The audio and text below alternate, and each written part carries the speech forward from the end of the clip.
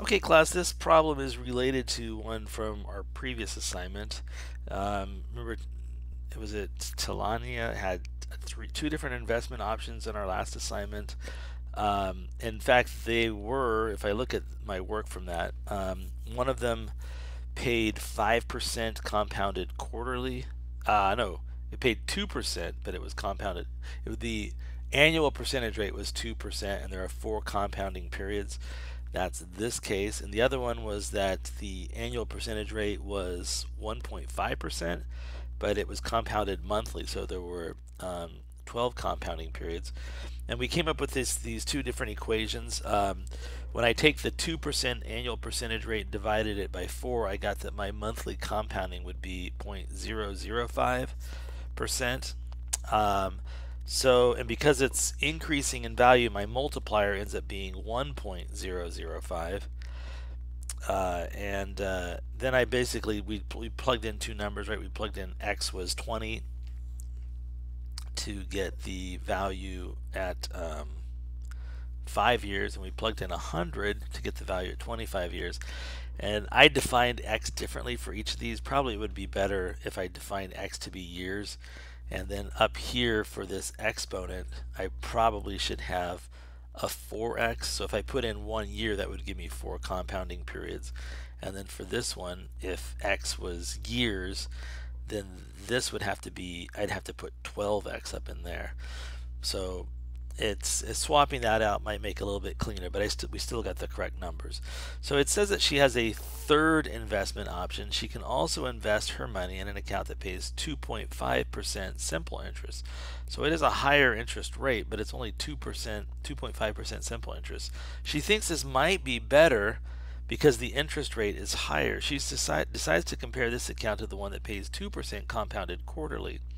If she wants to deposit her money for 5 years, which is better, and if she wants to deposit for 25, which account is better?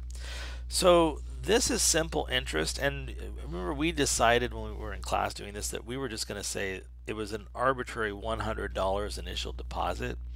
Well, if she takes the $100 and that's all she's depositing, and she's doing simple interest times 0.0, was it 2.5, 0.025, that means that she's getting, oh, I knew that, she's getting $2.50, right, every single year.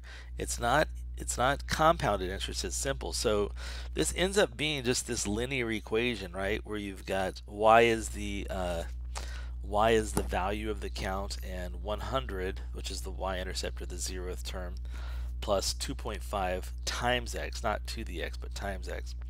So if I was to look at that for 5 years, 5 times 2.5 gives me only, what is that? Yeah, $12.50. So when so for x equals 5, which in this case would be 5 years, she'd only get y would be 125.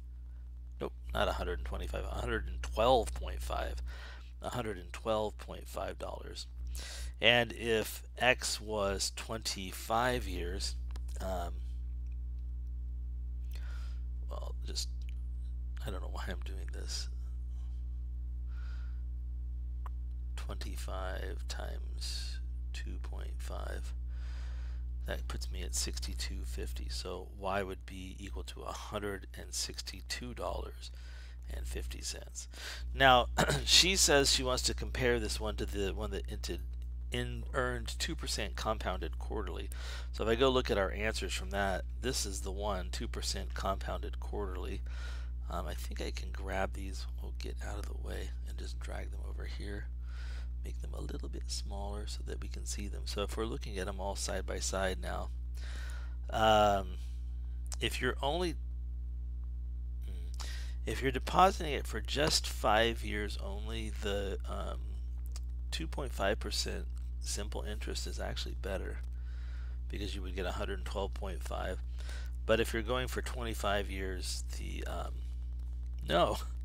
for 25 years, the compounded quarterly is better because it's 164.66. So anyway, so remember, simple interest ends up being just you calculate the interest on the initial deposit, and then every year you just keep adding that amount. You're never You're never redepositing your interest from one year and then compounding the interest on previous interest. It's just always adding 2.5. That's why this one's linear, and this one ends up being exponential.